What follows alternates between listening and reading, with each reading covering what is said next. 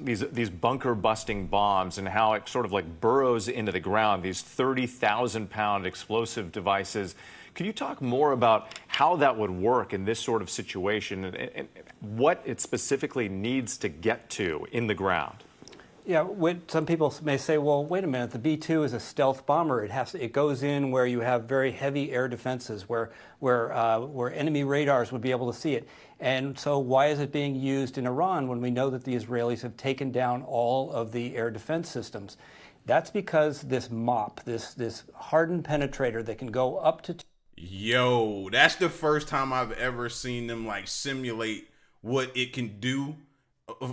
As long as I've been hearing about it, it's just been talks. I haven't seen it. But to see the way that thing went into the ground to get to where it needed to get to, and then that's back to what I was saying before. I wish we'd have kept that secret. Now everybody knows we have, if they didn't already know, but something like that, I would have loved to have kept a secret.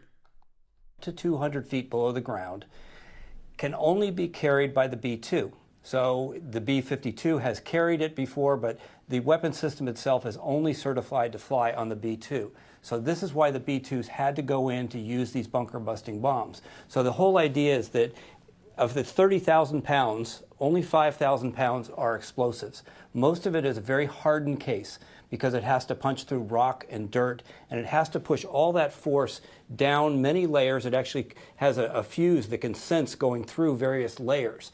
And so the idea here is that they've got to collapse those big, massive halls that we've actually seen pictures with because the IAEA has been in there.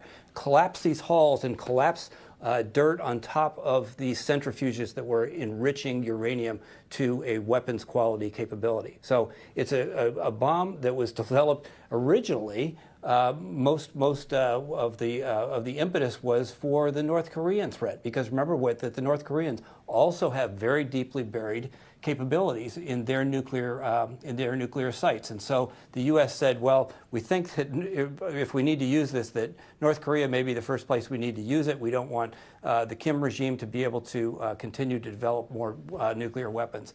But then they knew that Fordo was there as well. So really the only two places in the world where this weapon is appropriate and where the U.S. or any other country would need to use a hardened penetrator would be in North Korea or Iran.